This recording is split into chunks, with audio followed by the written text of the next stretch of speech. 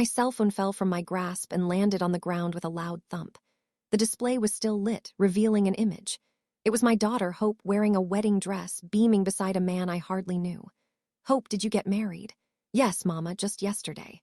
On the other side of the call, I caught the sounds of the outside world, cars, footsteps, voices, everything but joy. "Why didn't you tell me? Why didn't I get an invitation? It was a simple affair, Mama, just family." That word echoed in my mind. Family. I picked up the phone, gazed at that fixed smile on the display, and it hit me. Perhaps I had become an afterthought, a detail left out of the picture. I erased the image, and in the quiet that followed, a question arose that still remains unanswered. What is a mother supposed to do when she is no longer seen as family? I'm Clara May Harrison, and for 67 years, I thought family meant everything.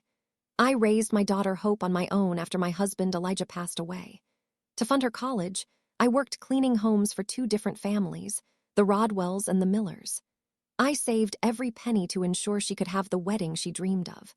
I always pictured myself there with her at the altar, holding her hand, witnessing her achieve the greatest dream a woman could have. However, last Tuesday, while enjoying my morning coffee and looking at my phone, I came across a photo on Facebook that changed everything. There was Hope in a white gown next to her husband, Devin Hayes. The only ones present were his parents, Franklin and Alina Hayes. I scrutinized every detail in that image repeatedly. Hope looked stunning, smiling brighter than I had ever seen. The caption read, "Our special day, family complete. Family is complete without me." There was no invitation, no talk, no explanation. I learned that my daughter had wed just like any stranger reads news online. My heart shattered in a way I hadn't even experienced when Elijah died. Sitting there in my kitchen in Atlanta, with my mug trembling in my grip, I realized that to Hope, I might be nothing but a bothersome memory of the past. I tried calling her 3 times that same day. Each call went directly to voicemail. I sent texts, acting as if I hadn't seen anything, asking if she was okay, if she needed anything. The reply came only late that afternoon. "I'm fine, Mama. We'll talk later. We'll talk later." As if her own wedding was something trivial that could wait. That night, lying in bed and staring at the ceiling, I understood that I had devoted my entire life to being a mother to someone who no longer had need of me. And in that stillness of the early morning, a new version of Clara May began to awaken within me. In the days that followed, recollections surged like waves from the sea. I recalled when Hope was just 5 and fell ill with pneumonia. I spent my days tidying up the Rodwell home in Buckhead and sewed in the evenings for the Miller family in Sandy Springs. For 2 weeks, I hardly got more than 3 hours of sleep each night as I cared for her, drove her to appointments, and paid for pricey medicines. Once she was well again, she embraced me and declared, "Mama, when I grow up, I'm going to marry, and you will be the most beautiful maid of honor ever." Those words have stayed in my heart for over 2 decades. I also reminisced about her sweet 16 celebration. I had set aside money for 2 years to make it special for her. I sold some of my wedding jewelry. I took on extra shifts during weekends. I went without basic needs. We rented the Magnolia Room in the Midtown area. I found the loveliest dress available. I arranged for an excellent DJ. I cooked all the soul food myself. On that special day, Hope told me I was the greatest mother on earth, promising to remember everything I had done for her for all time. Guests remarked on how love was evident in every aspect of the event. I remembered the daily sacrifices I made. The mornings when I woke up at 5 to prepare her breakfast ahead of school. The afternoons I dedicated to assisting her with homework, even though I hadn't completed high school myself. The nights I remained awake, anxiously awaiting her return from outings with friends. On Sundays, I would take a pot of collard greens and ham hocks to Auntie Doller's home so that Hope could spend time with her father's relatives.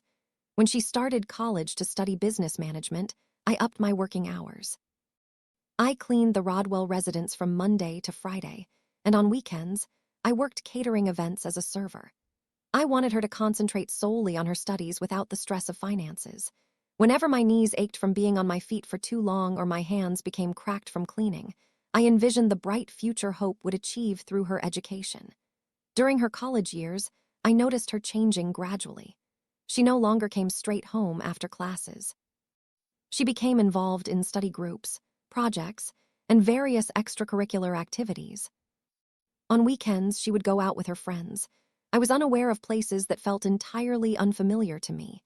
When I inquired about her day, her responses became shorter and more detached. "It was okay, Mama.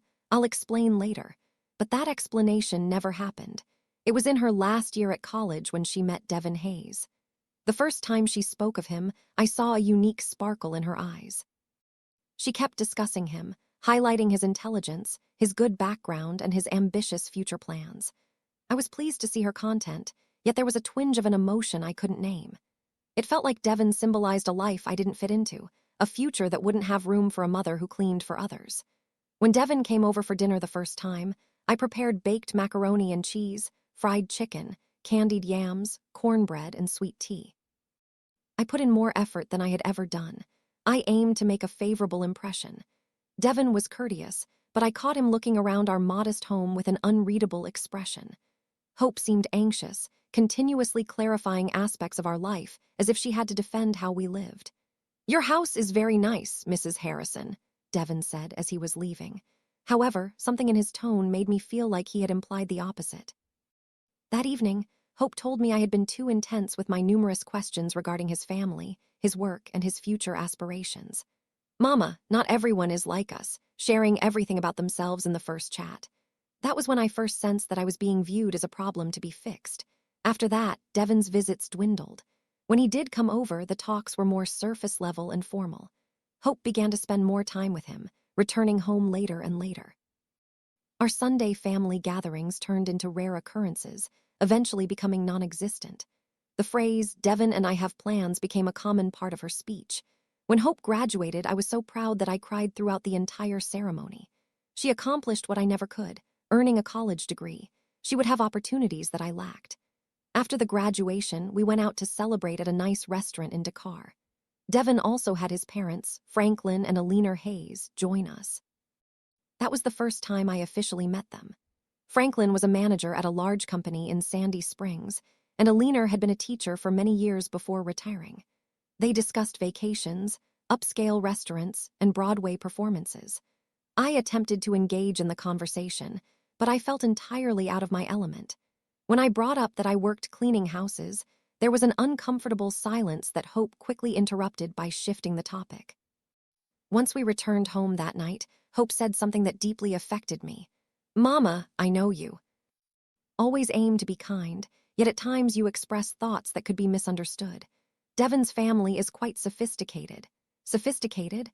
That term lingered in my thoughts. I wasn't sophisticated. My affection, my sacrifices, my commitment seemed to mean nothing when compared to wealth and higher education. The next several months saw a growing separation. Hope landed a job at a major global firm. Devin also secured a solid position. They began discussing the idea of moving out, renting an apartment together. I approved of the notion, even though it was tearing me apart inside. "Young folks require their independence," I remarked, pretending to be excited. When they eventually settled in a nicer area of Atlanta, I was still invited, but now it was with certain limitations and schedules. "Mom, you should call ahead before dropping by to check if we're home," Hope let me know. The ability to just pop in and see my daughter was lost forever.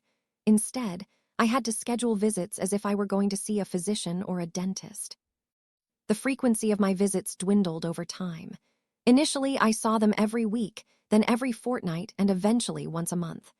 During these visits, the discussions were mostly about their work, their aspirations, and their friends. I was attentive, but they seldom inquired about my life. It felt like I was only there to fulfill the role of Hope's mother. Last holiday season, I observed that Hope and Devin were spending increasing amounts of time with the Hayes family. "Well, Devin's parents have beautiful customs," Hope clarified when I asked if they would join us for our traditional Christmas Eve dinner. "But next year we'll host it, right?" That next year never arrived. Rather, it came and went without me. In February, Hope informed me that she and Devin were contemplating marriage. "That's fantastic, sweetheart," I exclaimed, feeling a blend of excitement and nervousness. I instantly began picturing the details in my mind, the venue, the gown, the flowers, the catering. "Have you chosen a date? How can I assist?" "Mama, we prefer something low-key," Hope replied.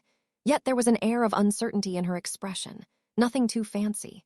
Weddings aren't as intricate as they once were. I nodded, despite feeling a slight disappointment within me. For years, I had fantasized about aiding in the preparation of my only daughter's wedding. As time progressed, discussions about the wedding became infrequent and vague. Whenever I inquired about specific plans, Hope consistently responded, "We're still working on it, Mama. I will inform you as soon as we complete something." I began to sense that something was off, but I couldn't pinpoint what it was. In May, I saw that Hope had started sharing more pictures on Facebook. Photos with Devon, with the Hayeses, dining at upscale restaurants and in unfamiliar locations. However, when we met in person, she shared very little about those outings. It felt like she was living two different lives, one she revealed to me and another she kept to herself. By early June, my suspicions that something unusual was happening began to grow. Hope canceled 3 consecutive dates to meet me, always providing reasons related to work or urgent obligations. When we eventually got together, she appeared preoccupied and anxious. I asked her straightforwardly if everything was well with Devon and if there were any issues. "Everything is great, Mama," she replied, avoiding eye contact. "It's just that we are quite busy with work and other matters." Other matters. Those words lingered in my thoughts for several days. What could be more significant than having her mother involved in her life? The last time I spoke with Hope before learning the truth was on a Sunday afternoon. I called to suggest breakfast the following Tuesday. "I can't, Mama," she answered. "I have a very important meeting that morning." This struck me as unusual since Tuesday mornings had always been our special time since she was young. It was the only day of the week I didn't work at the Rodwells' house. "What about Wednesday, then?" I pressed. "I don't know, Mama. Let me check my schedule and I will get back to you." But she never returned my call. As I typically did, I waited patiently for her to reach out, but she never did. That Tuesday morning, just when I should have been having breakfast with my daughter, I found myself in my kitchen with my coffee and a slice of pecan Danish. I logged onto Facebook to browse through photos of my neighbors and their grandchildren when I came across a post that would change everything. There was Hope, looking more exquisite than ever, in a simple yet elegant wedding dress, beaming beside Devon during what was visibly a wedding ceremony. In the background stood Franklin and Eleanor Hayes, dressed stylishly, capturing the moment as the only witnesses to an event that should have also included me. The photo's caption read, "Finally married.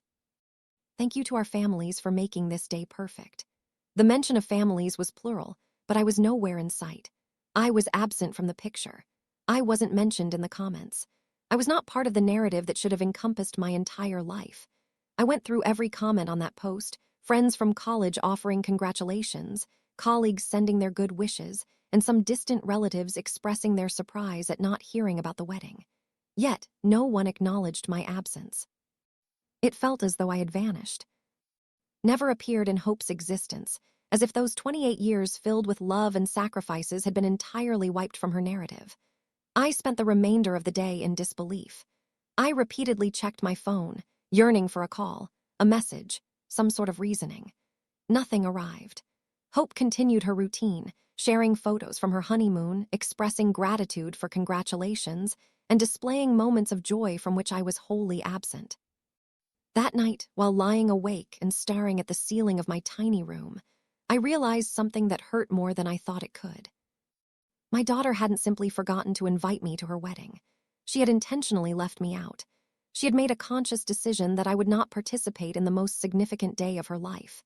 In that moment of painful realization, I recognized that my life, as it had been up to that point, was finished for good. Yet, what Hope did not realize was that her mother, Clara May, had accumulated much more than just hurt during those years of giving.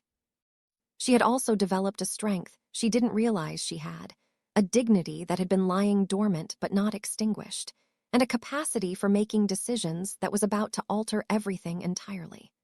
The woman who arose from that bed on Wednesday morning was no longer the same person who had waited patiently to be a part of her daughter's life. She transformed into a woman who had finally grasped that some absences are louder than any presence, and that sometimes the greatest display of love a mother can offer is honoring her own dignity. During that quiet early morning hour in Atlanta, as the bells of St. Jude's Episcopal Church chimed at 3:00 a.m., Clara May Harrison made her first completely self-determined choice in almost 3 decades. If she was no longer invited into Hope's life, then Hope would not be allowed in hers either. However, this narrative was just starting, and what unfolded next would alter the lives of everyone involved in ways none of them could foresee. The days that followed passed in a thick haze that obscured my view of where my life was headed. Hope did not reach out to clarify, did not visit the house, and showed no signs of regret. She kept sharing pictures from her honeymoon in Cabo San Lucas, Mexico, as if nothing had occurred, treating me like just another viewer on her social media. Every new image marked the reality that I was truly no longer part of her life. I attempted to stay occupied with various tasks around the house, attending Mass every Wednesday at St. Jude's, and chatting with Mrs. Alina Rodriguez, my longtime neighbor. However, despite my efforts to mask it, the hurt lingered, creating a profound sadness in my chest, like a persistent weight that made breathing difficult. While I was going through old documents in a wooden trunk that belonged to my mother, memories came flooding back. I discovered birth certificates, immunization records that I had preserved carefully, and school report cards with Hope earning straight A's. I recalled every sacrifice made. The early mornings spent sewing dresses for neighborhood ladies to fund Hope's English lessons. The times I survived only on toast and jam to ensure she had meat to eat. The birthday presents I saved for all year. I thought back to the moments she returned home in tears because her friends wore designer outfits. I would visit the sweet Auburn curb market the following day to get her exactly what she desired, even if it meant putting off paying rent that month. Over the years, Hope always had a reason for not fully including me in her life. First, it was her studies, followed by her job, and then her boyfriend Devin, who didn't get along with mothers of girlfriends. I always went along with it. I always understood.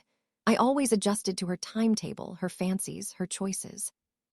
But now, reflecting on it, I realized I had gradually diminished in her life, taking up less and less space until I was at a point where I didn't even realize she was getting married.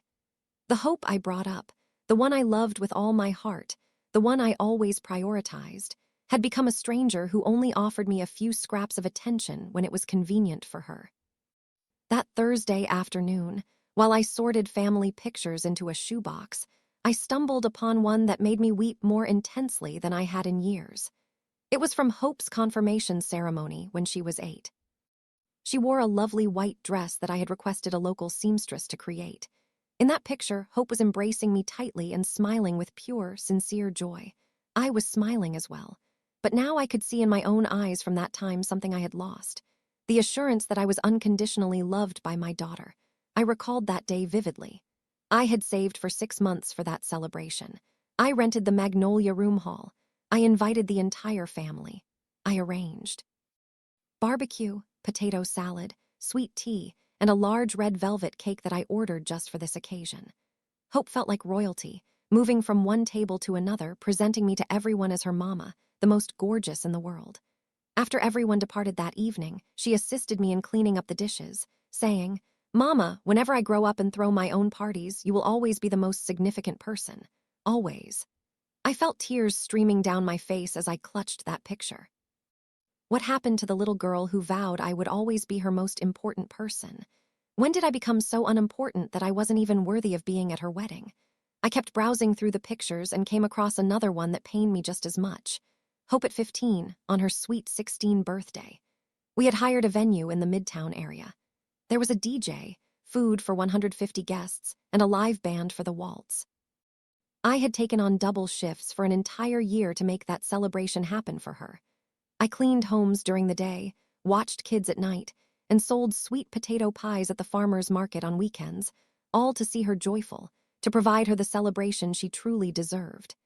In that picture, Hope and I were sharing a dance, mother and daughter, during one of the songs. She had requested that I play a tune she called our special song. "Mama, you sang this to me when I was a child and unwell, and it always lifted my spirits," she had shared with me. "I want us to dance to it together so that everyone sees how much I care about you." Those words rang in my ears like echoes from a different time. How had I transitioned from being the one who soothed her when she was ill to being someone she felt embarrassed by in front of her new family? I continued searching and discovered a letter Hope had composed when she was 18, right before entering college. She had written it on pink stationery with neat handwriting, full of tiny drawn hearts around the edges. It said, "Dearest Mama, tomorrow marks the beginning of a new chapter in my life. But I want you to understand that none of my accomplishments will happen without all you have done for me. You are my hero, my guiding star, the bravest woman I know. When I grow up, I aspire to be a mother just like you. Loving, selfless, and always prioritizing family. I adore you completely, and you will forever hold the top spot in my life. Your caring daughter, Hope." I went through that letter 3 times before I could grasp what I was seeing. This was the same person who had just left me out of the biggest moment in her life. The one who had assured me that I would always be her top priority.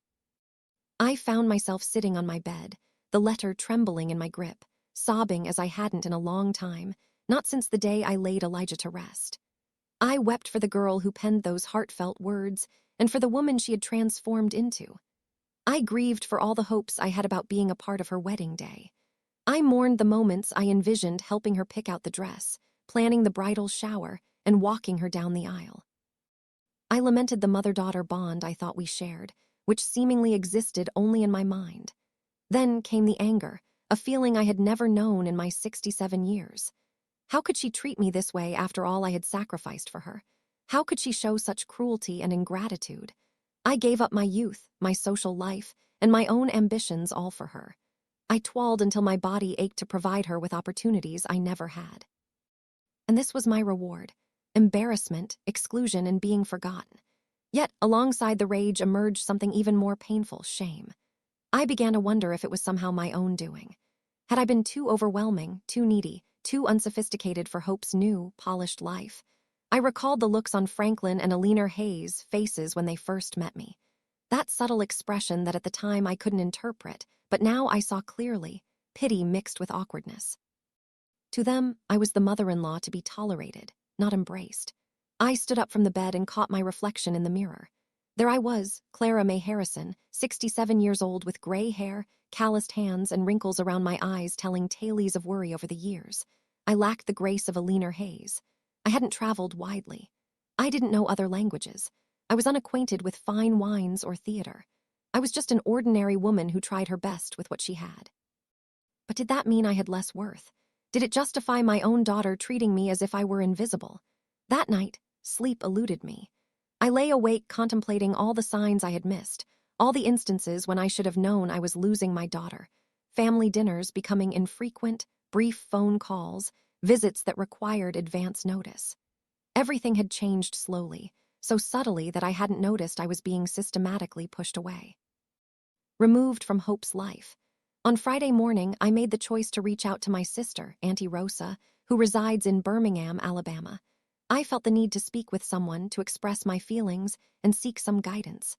Auntie Rosa had always been the most straightforward among my sisters, the one who would give it to me honestly. "She got married without informing you," Auntie Rosa exclaimed when I shared the events with her. "That girl is out of her mind." How could a daughter act this way toward her mother? I recounted the entire situation, starting with the shifts in Hope's behavior to realizing she had gotten married through Facebook. Auntie Rosa listened attentively without cutting in, which was unusual for her. "Clara," she eventually said in a serious tone, "I've always pointed out that you gave too much to that girl. You pampered her from a young age. You placed her on a pedestal, and now you're witnessing the results. Children require limits. They must grasp that respect is something that must be earned and preserved." Her comments stung because I knew there was some truth in them. I had always spoiled Hope.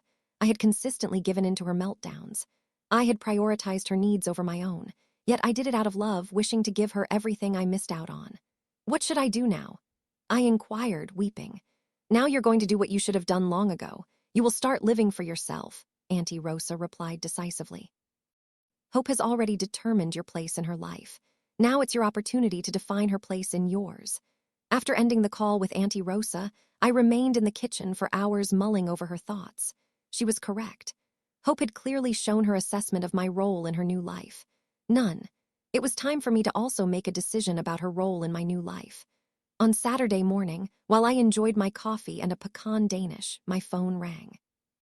The number was unfamiliar, but I answered and heard Hope's voice. "Mama, how are you?" She inquired cheerfully as if nothing had occurred. "Guess what? We just returned from our honeymoon. Cabo was incredible. Devin and I plan to visit you this afternoon to share everything." To share everything. After 2 weeks of no communication, after leaving me out of her wedding, she now intended to share everything as if I were merely an acquaintance she was chatting with about her trip. "What time do you expect to arrive?" I inquired. "Around 5 o'clock. We'll bring along some photos and a few gifts we got for you." As if gifts from Cabo San Lucas can make up for the worst embarrassment of my life. "Okay," I replied. "I'll be here." Once I ended the call, I remained standing with the phone in my hand, overwhelmed by a whirlwind of emotions I couldn't comprehend. A part of me felt joy at the thought of finally seeing my daughter, longing to embrace her and express how much I had missed her. Yet another part of me, which intensified with every minute, was infuriated by the indifference she had shown me, by her assumption that everything would be okay after what she had done. I spent the remainder of the day tidying up the house, brewing sweet tea, and purchasing fresh pecan Danish from the nearby bakery. This was my usual routine whenever Hope came to see me. I aimed for a flawless welcome for her. Yet, as I scrubbed the floors and wiped the surfaces, I couldn't help but question why I was exerting so much effort for someone who obviously did not appreciate it. Precisely at 5, Hope and Devin showed up. Hope appeared radiant, sun-kissed from the beach, dressed in new attire and radiating happiness. Devin sported a polite yet detached smile, the same one he always wore during his visits. "Mama," Hope exclaimed, wrapping me in a hug as if we were the closest of friends. "I've missed you, look at my tan." I embraced her in return, breathing in her expensive fragrance, which was different from the scent she wore when she lived with me. Everything about her had changed. Her clothes, hairstyle, and speech. It felt like the Hope I once knew had transformed into an updated version that excluded me. "Please, have a seat," I suggested. I poured sweet tea for them and presented the fresh pecan danishes. "Oh, Mama, this looks amazing," Hope commented, though I noted she barely took a bite of the pastry. She likely didn't indulge in those kinds of treats anymore. Her new upscale lifestyle had moved beyond neighborhood bakery delights. "So, tell me everything," I prompted, sitting across from them in my small living area. "How was the wedding?" Hope exchanged a brief glance with Devin before responding. "It was lovely, Mama." Very straightforward, just as we wanted, nothing extravagant. "And where did it take place?" I asked, although my heart was already feeling heavy. "In a charming little chapel, very intimate, just us and Devin's parents as witnesses." Just them and Devin's parents, as though I was invisible, as if my 23 years of raising her meant nothing. "And why did you not say anything to me?" I finally inquired, my voice shaking. Hope let out a breath and took on the expression she used to wear as a child when she had done something wrong. "Mom, it all happened so quickly. You know how these official matters go. Suddenly, the date arrived, and we chose not to make it more complicated. Also, I have never been a fan of large gatherings." That was untrue. Hope had always enjoyed grand celebrations. Her sweet 16, her graduation, all the events we experienced together were filled with many guests, delicious food, and a lot of happiness. But now, for her wedding, she had opted for a small event that excluded me. "But Mom," Hope persisted in a sugary tone, "that's why we are here today, to celebrate with you. Look at all the things we brought for you." She revealed a bag filled with typical Cabo souvenirs. A ceramic ashtray, some shells, a t-shirt that said, "I love Cabo," some coconut candies, and gifts they likely picked up at the airport. Thinking, "Oh, we need to get something for Hope's mom." "Thank you, sweetheart," I replied, feeling as though each gift was a hidden insult posing as goodwill. We spent 2 hours discussing the honeymoon, the destinations they visited, the upscale eateries they enjoyed, and the experiences they had. It felt like flipping through vacation pictures of people I didn't know. I nodded, smiled, and asked suitable questions. But deep down, I felt like something was irreparably shattering. When they left after vague commitments to meet again soon and an invitation to see their new apartment, I was left alone in my living room, surrounded by the inexpensive trinkets, feeling the heaviness of the stillness they had created. Later that night, as I tucked the gifts away in a drawer where I knew they wouldn't see sunlight again, I made a decision that would transform everything. If Hope could go on without sharing the significant moments of her life with me, Then I too could learn to live without sharing my important moments with her. And in that quiet of the early morning, with my heart still aching yet filled with newfound resolve, I began to chart the initial move toward my new existence. It was a life where I would be the main character, no longer a selfless mother merely hopping for bits of recognition. Clara May, who had spent her life waiting for others to determine her role in the world, ceased to exist that night. The person who would awaken the following day would be an entirely different individual. A woman who finally grasped that respect is something modeled through actions, and that sometimes the greatest love a mother can express is the love for her own self-worth. Sunday arrived with a bright sky, starkly different from the inner turmoil I held. I rose earlier than normal at 5:00 a.m., and for the first time in weeks, I did not feel the weight in my chest that had overshadowed me since I found out about the wedding. In its place was something entirely different, a refreshing clarity I had never known before. It felt as though I had undergone a quiet transformation overnight, as if the Clara May who had spent her whole life awaiting others to determine her path had finally emerged from a long slumber. I made my black coffee, brewing it stronger than I typically would. I needed my thoughts to be perfectly clear for what lay ahead. I settled down at the kitchen table where I had breakfast for the past 15 years. Here, I had hoped for numerous calls that never came, and planned special meals for visits that were postponed at the last moment. However, this morning, that table was no longer a symbol of waiting or disappointment. It transformed into the spot where Clara May Harrison was set to make the most crucial choice of her existence. I pulled out an old notebook where I used to jot down Hope's doctor visits when she was young, important educational events, and her friends' birthdays. Today, I would repurpose those yellowed pages to devise something entirely different, my final escape from a life that no longer welcomed me. On the first page, I inscribed, "Plan for Independence, Clara May Harrison, August 12, 2024. The date seemed odd, scrawled in my unsteady handwriting, but the words felt more tangible than anything I had experienced in years. The initial thing I noted was, assess resources. Throughout all those years of giving, I had managed to set aside a significant sum. While I was not wealthy, I was not without protection either. I had the savings from a lifetime of labor, a modest home that I owned in a neighborhood that had gained considerable value, and something Hope was unaware of, a hidden bank account where I had stashed the extra money I earned sewing dresses for local women on weekends for years. I opened that account when Hope reached 18, envisioning it as my wedding gift to her. The dollar I placed in that account was deposited with the thought of the moment I'd hand it to her. "My daughter, this is for you to begin your marriage free from debt and to help you own a home.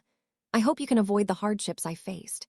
For a decade, I had contributed to that account, looking forward to the joyful expression on Hope's face when she'd discover the surprise. However, being pushed aside from her wedding changed everything for that money. Next on my agenda was to explore housing solutions. I couldn't remain in this house where every corner reminded me of the years I spent waiting, where every call made me think it might be Hope trying to reconnect. I needed a different place, one that was entirely mine, where I could create a life that didn't rely on scraps of affection from my daughter. I recalled Mrs. Elena Rodriguez. My longtime neighbor often spoke of her sister Gloria, who moved to a retirement community in Dakar. "It's amazing, Claire," Mrs. Rodriguez had said multiple times. "There are activities, safety, and people our age. Gloria claims she's never felt so liberated." Initially, I viewed those communities as suited for those with no family to look after them. Now, I realize they are for those who chose to prioritize their own well-being. The third item on my list was the hardest, but also the most crucial, to slowly sever connections. I couldn't vanish suddenly, as that would create unnecessary drama and provide Hope with reasons to rationalize her actions. My mother was always overly dramatic, which is why we didn't involve her in significant matters. No, I needed my departure to be as quiet and graceful as my entrance had been into Devon Hayes's life. It had to be gradual, respectful, yet final. After breakfast, I took a shower and put on my navy blue dress that I usually wore to Mass at St. Jude. However, today, I wasn't heading to church. I was about to start the most important search of my life. I picked up my purse, placed my notebook inside, and stepped out of my house with a sense of purpose I hadn't felt in years. My first destination was the bank. It felt odd walking through my neighborhood, realizing that each step was pulling me away from the life I had lived for 67 years. Mr. Fernando Lawson, the exec who had overseen my accounts for the past decade, looked surprised to see me at the ATM on a Sunday morning. "Good morning, Mrs. Harrison," he greeted me when he recognized me. "Everything's all right." "Everything is great, Mr. Lawson," I replied, smiling unexpectedly. "I'm just going over my financial options. I may need to make some changes this week." "Certainly, ma'am. I'm free on Monday if you wish to go over your accounts more thoroughly." "That means a lot to me. I'll meet you on Monday then." That brief conversation gave me more energy than I anticipated. For the first time in a long while, someone talked to me as if I were a person capable of making significant financial choices, rather than an elderly woman needing someone else to handle her finances. From there, I headed directly to Decatur to the residential area that Mrs. Rodriguez had spoken about. It was named the Legacy at Peachtree, and as soon as I stepped off the bus, I understood why my neighbor's sister liked it so much. It was a lovely, tidy place with well-maintained gardens and a peaceful atmosphere I hadn't experienced in years. The receptionist, a very friendly lady named Patricia, greeted me with a heartfelt smile when I mentioned I wanted to check out the facilities. "I'm glad you decided to come," she said with enthusiasm. "We just happen to have 2 lovely apartments available. Would you like to take a full tour?" Patricia showed me around every part of the Legacy at Peachtree for the next 2 hours. The apartments were cozy yet sufficient, ideal for one person. They featured a living area, a bedroom, a full bathroom, and a kitchenette. What I appreciated most was the balcony overlooking the gardens where I could picture myself sipping coffee in the morning and enjoying the sunset each evening. "We have many activities," Patricia shared while we toured the common spaces. "On Mondays, there's a yoga class. Tuesdays are for knitting and crafts. Wednesdays we hold mass in the chapel. Thursdays are dedicated to ballroom dancing. And Fridays are movie nights. On weekends, we plan outings to various places like Savannah, Charleston, and Asheville." Each activity she mentioned seemed like something I could enjoy, things I had missed out on because I was always waiting for Hope's availability. "Are the residents happy here?" I inquired. Patricia responded candidly. "Look, Mrs. Harrison, most of our residents come after dealing with complicated family situations. Some have lost their spouses. Others have children who live far away. Some have simply chosen to seek more independence. At first, many arrive feeling sad and nostalgic, but after a few months, you see them and they appear as if they have transformed. They seem happier, more active, more, how can I say it, more alive." Her words struck me profoundly. More alive. How long had it been since I felt truly alive?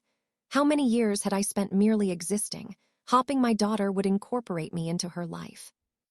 "What do I need to do to live here?" I asked. Patricia outlined the entire process. I needed to be over 60 years old, check, and have a reliable income to pay the monthly fees. I had saved money over the years and passed a basic medical assessment to confirm I could live independently. My health was in great shape. The monthly fee covered maintenance, security, activities, and essential services. It was a significant sum, yet entirely feasible with my savings. "How much time does it take to get admitted?" I inquired. "If you bring all your paperwork this week, we can have everything sorted out in about 2 weeks," Patricia responded. "Are you considering any of the apartments you viewed?" I glanced once more at the balcony of the unit I preferred, the one overlooking the garden, where I had observed a few residents chatting happily beneath a large tree. At that moment, I made a choice that took me by surprise with its swiftness and clarity. "I'll choose the apartment with the balcony facing the gardens," I stated confidently. "Great choice," Patricia exclaimed. "It is one of the most sought after. Here's a list of the documents you'll need to bring along with the contract for you to read thoroughly." I went back home that afternoon with a feeling I hadn't felt in years. True hope. Not the hope that things would be different. Not the hope that life would return to what it was.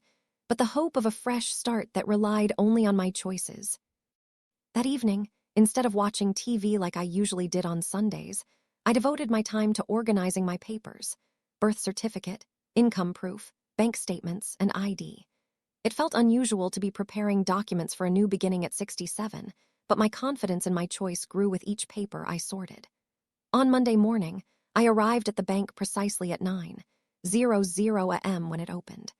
Mr. Fernando Lawson welcomed me with his usual professional politeness. However, when I explained that I needed to make significant changes in my accounts for a personal investment, I detected a new respect in his gaze. "Mrs. Harrison, it's wonderful to hear that you are taking charge of your financial future," he remarked while looking over my bank statements. "I see you have been very consistent with your savings over the years. You have a solid financial standing." Hearing him say that filled me with a sense of confidence I wasn't aware I possessed. For many years, I had thought of myself as someone with limited resources, relying on the kindness of others. Yet, the truth was that I had toiled diligently, saved carefully, and built a robust financial basis all by myself. "I need to transfer a large sum of money into my checking account," I told him. "Also, I'm interested in safe investment options that can provide me with a monthly income."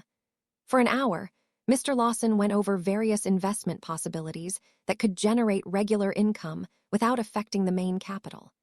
This was new information for me, as I had always believed my funds were solely for emergencies or to assist others.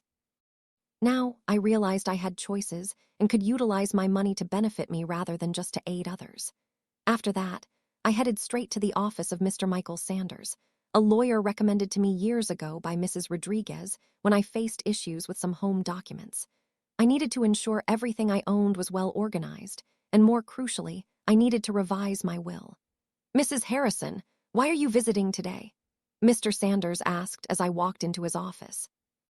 "I need to revise my will and better manage my properties," I told him directly, wondering if he was caught off guard by my purpose for coming. He did not appear to be. For the next 40 minutes, we went through all my property papers, bank accounts, and insurance plans. It was quite impressive to see everything compiled together. I had indeed created a substantial estate through hard work and discipline. "Do you have particular changes you want to make to your will?" he inquired. "Yes," I answered promptly. "I wish to bequeath 50% of my estate to charities that support working single mothers and the remaining 50% to my daughter, but with one stipulation." "What sort of stipulation?" "She must write a letter explaining her decisions regarding our relationship before she can inherit. She doesn't need to apologize. She just has to be truthful about her motives. That letter should be given to you as a witness, but she has to write it, even if I am no longer around to read it." Mr. Sanders took careful notes. "That's a very considerate condition, Mrs. Harrison. It allows her a chance to reflect without necessitating reconciliation." "Exactly," I affirmed. "I'm not seeking revenge, Mr. Sanders. I want her to recognize that actions can have repercussions, even the actions of children towards their parents." When I exited the lawyer's office, I felt transformed. I had taken charge of my financial affairs, secured my future, and set clear limits for my relationship with Hope, even after I am gone. The next few days were filled with hectic activity that kept me engaged and on task. I employed a moving service to evaluate my possessions. I chose to retain only the essentials, which included clothes, some small pieces of furniture, valuable photographs, and items of true sentimental worth. Everything else would be given away or sold. The toughest decision was what to do with Hope's belongings that I still remained in her room. School awards, books, and clothing she had left behind after moving out. I ultimately resolved to carefully organize everything into labeled boxes and store them in a unit I rented close to her apartment. If she ever decided to retrieve them, she could do so. If not, that was fine too. That week, Hope contacted me twice. Our discussions were polite yet detached from both ends. She shared details about her new job, her ideas for decorating her apartment, and the meals she had with the Hazes. I listened attentively, asked suitable questions, but I held back from discussing any of my own plans. For the first time in years, I held significant secrets that didn't involve my daughter. "Is everything all right, Mama?" she inquired on the second call. "You seem different." "Everything is great, sweetheart," I answered truthfully. "I'm just sorting some things out at home. You know how it goes. Do you need assistance with anything?" That question would have made me happy before. Now it just emphasized that Hope still perceived me as someone in need of help, rather than as someone who could manage her own issues. No, thank you, dear. Everything is under control. On Friday that week, I received a call from Patricia at the Legacy at Peachtree. My application had been accepted, and I could move in the following Monday if I chose. That evening, alone in my house, surrounded by packed boxes and furniture draped with sheets, I didn't feel sadness or nostalgia. Instead, I felt something I hadn't felt in many years, the thrill of beginning something fresh. On Saturday morning, while enjoying my last coffee at the kitchen table where I had envisioned so many special meals for Hope, my phone rang. It was her. "Mama, Devin and I want to invite you to dinner tomorrow, Sunday. We're going to try out the new dining room at the apartment." It was the invitation I had longed for over the past few months. They finally wanted me to be part of something, to show me their new home, and to treat me like I belonged in their lives. But it was too late. "Oh, sweetheart, that's unfortunate," I replied calmly. "I've already made plans for tomorrow." "Plans with whom?" "With some new friends. We're going on a small day trip to Lake Lanier." It wasn't untrue. The residents of the Legacy at Peachtree had a trip planned for Sunday, and I had already registered. "But Mama, we can reschedule for another day. It matters to us that you see our home." "Thank you, dear, but I'm already obligated. Maybe another time when I have more availability." There was a lengthy pause on the phone. Hope was unaccustomed to me having plans that didn't center around waiting for her. "Well, that's fine. We'll set something up later." "Of course, sweetheart. Enjoy your dinner." After hanging up, I remained in that well-known kitchen for the last time, feeling a deep sense of joy. For the first time ever, Hope had to adapt to my schedule instead of the other way around. This was a minor change, but represented a significant shift. Clara May Harrison had transitioned from being a woman waiting to be involved to one who had her own life, plans, and happiness. On Sunday evening, after a wonderful day trip to Lake Lanier, where I met 3 delightful women who would become my neighbors, I packed up my remaining possessions. The relocation would take place early Monday, and by noon, I expected to be settled into my new place. On my last evening in the home where I raised Hope, I didn't shed tears or feel nostalgic. Instead, I experienced a profound sense of gratitude for the woman I had been and genuine enthusiasm for the woman I was evolving into. I had made the boldest choice of my life, prioritizing my happiness over seeking others' approval. On Monday morning, as the movers loaded my few items, I took one final look at each room of the house. In Hope's now empty room, I quietly said goodbye. I thanked it for teaching me that real love sometimes means recognizing when to leave. The Clara May who stepped out of that house that Monday morning was entirely transformed. She understood that dignity is essential, respect is modeled, and it's never too late to restart after making the right choice. As the moving truck headed toward Dakar, signaling the start of my new life at the Legacy at Peachtree, I sat in the passenger seat, smiling at what lay ahead. For the first time in 67 years, my future was uncertain. That uncertainty felt like the most liberating freedom imaginable. My initial week at the Legacy at Peachtree felt like a wonderful dream I never wanted to end. Each morning, I awakened in my new inviting apartment, brewed my coffee in the kitchen that was solely mine, and stepped onto the balcony to view the gardens, where I had already met my new neighbors. There was Mrs. Mercedes, 72, who had dedicated 40 years to teaching elementary school. Mrs. Delanner, 69, who had served in a government office and shared captivating tales from her past, and Mr. Alexander, 75, a widower like me, who had worked as a carpenter and now crafted small pieces of furniture. To share his presence with his new companions, it felt unusual to be included in a group that appreciated me for who I am, not for what I could provide. During community meals, my new friends inquired about my experiences, thoughts, and future aspirations.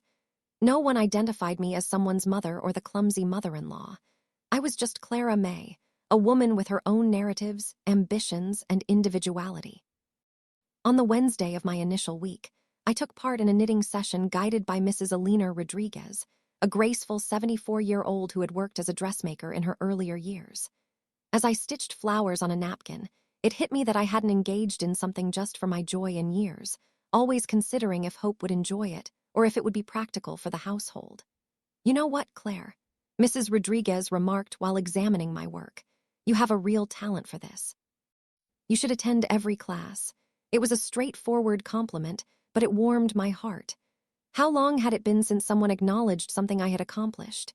In my former life, my successes were consistently judged by how much they benefited Hope. Now, for the first time, someone appreciated my effort for its own value. Thursday marked my first class in ballroom dancing. Mr.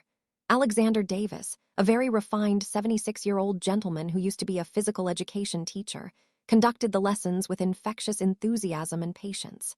Initially, I felt shy because I hadn't danced in many years. However, Mr. Davis reassured me. "No one here is critical, Claire," he said with a friendly smile. "We come to enjoy ourselves and to remind ourselves that it's never too late to discover new things." In that session, I tried the cha-cha, the waltz, and even a bit of salsa. I laughed louder than I had in a long time. My classmates cheered when I accomplished a tricky move, helped me when I felt lost, and made me feel like I was part of a genuine family, a family that had chosen me, and that I had also chosen. That evening, as I dined alone in my apartment yet didn't feel isolated, my phone rang. It was Hope. "Mama, where are you?" she questioned, her voice filled with urgency. "I went to the house and it's totally empty. The neighbors said you have moved out. What's happening?" Her tone carried a mix of bewilderment and worry that I hadn't heard since she was young and got separated from me at the market. For a brief instant, my maternal instinct urged me to comfort her right away, explain everything, and assure her that all was well. However, the new version of Clara May that had developed over the past few weeks maintained her calm. "I'm doing quite well, sweetheart," I answered in a calm tone. "I've relocated to a place better suited for my age." "Better suited? What does that imply? Why didn't you share this with me?" "Because those were personal choices that didn't need your consent," I stated confidently, though not harshly. A lengthy pause followed on the other side of the phone. Hope was unaccustomed to me making significant choices without asking for her input, even though she had been making her own for years without including me. "Where are you living at the moment?"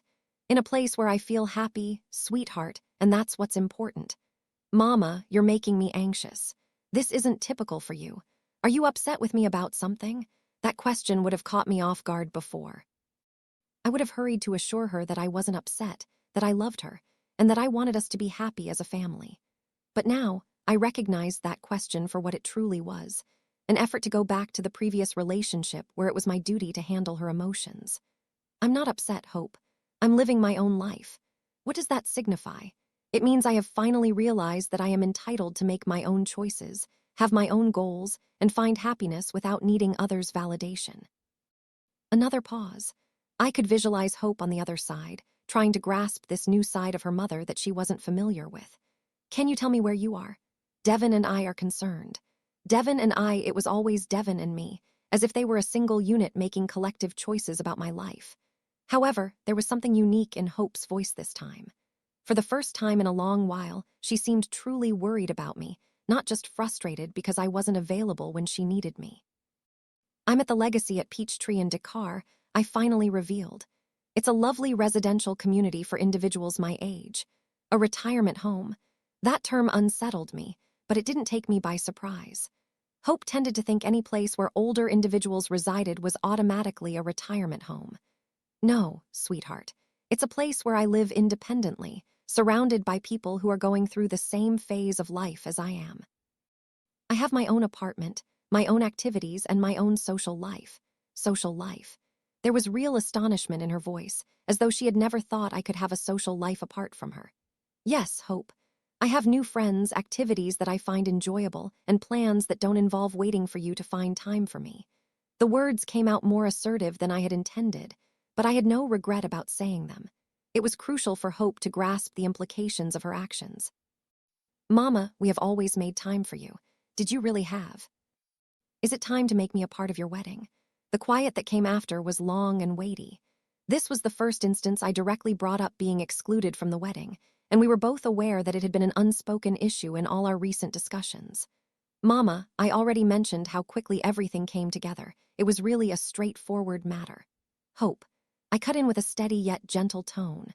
"I don't wish to hear more justifications. What happened is in the past. I am not seeking apologies or reasons. I only want you to realize that choices come with repercussions." "What kind of repercussions?" The consequence I finally recognized was that I am not a priority in your life, and I have chosen that you will not be a priority in mine as well. The words flowed out with an unexpected clarity. My tone held no anger or bitterness, just a calm honesty that made me feel more liberated than I had in years. Does this mean you no longer want to be my mother? The inquiry stung since I could sense the little girl behind the grown woman, but it also gave me strength because it reminded me that Hope was aware of what she had forfeited. I will always be your mother, sweetheart, but I will no longer be the mother who waits for fragments of your attention. I won't be the mother who tolerates anything just to remain in your life. If you aim to have a relationship with me, it must be based on mutual respect. And what would that look like? This was the first time Hope explicitly inquired about my wishes for our relationship, instead of assuming I would adjust to whatever she provided. I don't have the answer yet, I said truthfully. However, I realize it can't go back to how it was. After ending the call that evening, I sat on my balcony, gazing at the lights of Dakar, experiencing a blend of sorrow and freedom. It had been the toughest conversation of my life, yet also the most essential. For the first time, I established firm boundaries with my daughter. I shared my feelings without trying to shield hers. I chose my dignity over my wish to maintain harmony. The days that followed went by without any communication from Hope, and for the first time, her silence didn't make me anxious. I was so focused on adjusting to my new lifestyle that I didn't think much about her silence. On Friday, I joined the regular trip to downtown Atlanta, where we checked out the Georgia State Capitol and enjoyed a meal at a soulful dining spot close to Centennial Olympic Park. On Saturday, I attended my first yoga class and realized that I was more flexible than I had anticipated. On Sunday, after the chapel service at the Legacy at Peachtree, I was on my way back to my apartment when Patricia, the receptionist, called out to me. "Mrs. Harrison, you have some visitors," she said cheerfully. "A young couple claims they are family." My heart raced a bit, but it wasn't the same nervousness as before. I was more intrigued about what Hope and Devon wanted. I spotted them in the visitors' lounge, seated together on one of the stylish sofas. Hope appeared anxious, almost delicate, which was a stark contrast to the assertive and accomplished woman I had known in our previous meetings. Devon seemed uneasy, as if he preferred to be anywhere else. "Mama," Hope said, rising when she noticed me. "Thanks for meeting us." It felt odd for her to express gratitude for my willingness to see them, as if she finally recognized that she couldn't just show up in my life whenever she wanted. "Please sit down," I offered, choosing the chair opposite them. "How have you been?" "We're okay," Hope answered, although her tone indicated otherwise. "We wanted to visit and check that you're settled in." I glanced around the visitors' lounge with its tastefully arranged furniture, maintained plants, and large windows that flooded the space with natural light.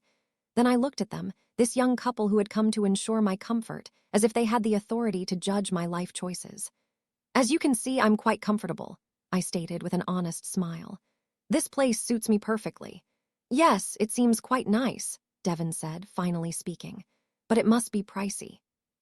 There it was. The real concern was not about my happiness or comfort, but rather how much I was dipping into their inheritance. "Fortunately, I can afford it without issues," I replied calmly. "It turns out I worked hard and saved more than you realized." I noticed Hope and Devon share a brief look. It was clear they had discussed my financial situation before coming, I thought. "Mama, we just don't want you to run out of money living here," Hope said anxiously. "Why would I run out of money?" I asked, genuinely curious. "Well, you've always reminded us to be careful with every dollar because it doesn't stretch far." That was true. I had told them that for many years. However, what I never mentioned before was that things didn't progress much because I always put their needs before my own. I saved up money for their emergencies instead of using it for my own well-being. Indeed, I was careful with every cent, but that was to ensure I could assist them when necessary. Now that it's clear they no longer need my support, I can spend my money on my own happiness. "What are you saying? We don't require your help," Devon inquired with a tense tone. "I meant that you both are successful and self-sufficient adults who can make your own choices without having to ask me, including significant decisions like marriage. If you are independent enough for that, then you do not need me to save money for your emergencies." The resulting silence was tense. I observed how they processed what I was saying, realizing that they couldn't have it both ways. complete independence from me when it suited them, alongside access to my resources during their time of need. "Mom," Hope eventually spoke, her tone gentler. "Are you very upset with me?" It sounded like a child's question rather than that of an adult. For the first time since the wedding, I felt a wave of compassion for her, but it was a different kind, not the unthinking kindness that had let me excuse her actions for years. "I'm not upset, sweetheart," I replied sincerely. "I feel disappointed, I feel sad, but most importantly, I feel at peace with finally grasping who I am beyond the role of your mother, at peace with realizing I can find happiness without relying on your approval or attention." Hope paused for a moment, and I noticed tears beginning to well up in her eyes. "Does that mean you don't love me anymore?" This was the question I had been anticipating, and I was ready with my answer. "I love you more than you can imagine, Hope, but I have understood that loving someone doesn't mean allowing them to treat you poorly. True love involves setting boundaries, establishing dignity, and ensuring mutual respect." "And what can we do to mend this?"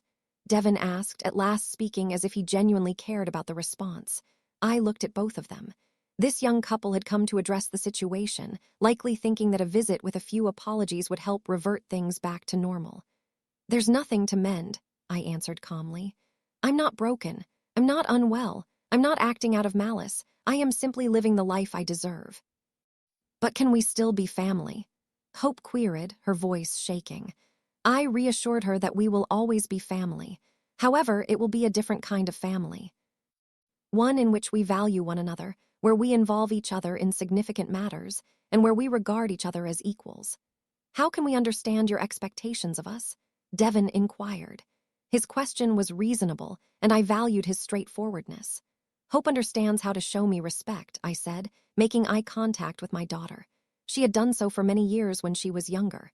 She just needs to recall how to do that. Hope nodded slowly, as if grasping that there wasn't a quick solution, that she would need to put in genuine effort to mend our relationship. "May we call you sometimes?" she asked in a soft voice. "Certainly," I responded, "but I may not always be available when you reach out. I have my own life now, with my own pursuits and obligations." It felt unusual to say that. For 67 years, I had never had any commitments that I couldn't change for Hope. Now I had knitting classes, trips, dinners with friends, and a social life that mattered to me. After they left that afternoon, following vague commitments to improve communication and act differently, I remained in the visitors' lounge for a bit longer, reflecting on what had transpired. There hadn't been any dramatic reunion, no tears of regret, no pledges of immediate transformation. However, something more significant had occurred: recognition. For the first time, Hope acknowledged that she had treated me unfairly, that her choices had caused me pain, and that she would need to put in real effort if she desired a relationship with me. That evening, during the communal meal in the dining hall at the Legacy at Peachtree, my new acquaintances inquired about my visitors. "Is everything all right with your family?" Mrs. Mercedes asked with sincere concern. "Everything is just as it should be," I answered with a smile. For the first time in years, everything is just as it should be. And that was the truth. I wasn't sure if Hope and I would ever reconnect closely. I didn't know if she would genuinely change or if she would just figure out how to handle me better. But I was aware that I had changed permanently, and that no matter how our relationship turned out, I would be okay. The Claire who had longed for her daughter to include her in her life had ceased to exist. In her place was a woman who acknowledged her value, who had her own aspirations, and who could find happiness regardless of others' opinions. That change, as difficult as it was, held more value than any reunion that required me to revert to the small, submissive woman I once was. For the first time in my life, I felt liberated. And that liberation was the most wonderful gift I had given myself. Now, 6 months later. I rise each morning in my snug little apartment. I gaze outside my window and glimpse a world that feels different. It's not a place free from sorrow, yet it's a space where I decide who is part of my journey. I care for the plants on my balcony. I dive into the books I've always longed to explore. I visit the new chapel where no one recognizes me as Hope's mom. I am simply Clara May Harrison, a 67-year-old woman learning to embrace life for myself after spending so many years focusing only on others. Occasionally, I get calls from unfamiliar numbers which I know are futile attempts to contact me via someone else's phone. I hear her voice on my answering machine, perpetually weeping, perpetually apologizing, endlessly promising she will change her ways. Yet, some exclusions inflict wounds too profound to be mended by mere words. Some rejections are far too final to be forgiven with simple regret. Hope had the chance to include me in a critical moment of her life, but she opted to exclude me. Now, I decide to exclude her from my new beginning. Throughout these months, I've discovered that the loneliness I once dreaded doesn't exist when you are content with who you are. My days are filled with activities that enrich my spirit. I attend knitting sessions with Mrs. Rodriguez, dance on Thursdays with Mr. Davis, and take weekend trips, uncovering places in Georgia and the South that I had never explored. At community dinners, my friends listen to my stories with interest. I recount tales from my youth, share recipes from my mother, and express my thoughts about the daytime soap operas we enjoyed together in the afternoons. Just yesterday at the grocery store, a woman recognized me and mentioned that Hope was offering a reward for anyone who could find me. I smiled politely and responded that sometimes people reconnect when they are ready to do so. I don't feel anger. I don't feel revenge. I don't feel hatred. I only experience the tranquility of someone who made a wise choice at the right moment. Hope learned the hardest way that mothers have feelings too, that love has limits, and that some doors, once shut, remain closed forever. Last week, I received a very formal letter from a lawyer. It was from Hope, typed without any tears to smear the ink, without the shaky handwriting of emotion. In that letter, my daughter coldly explained why I was excluded from the wedding.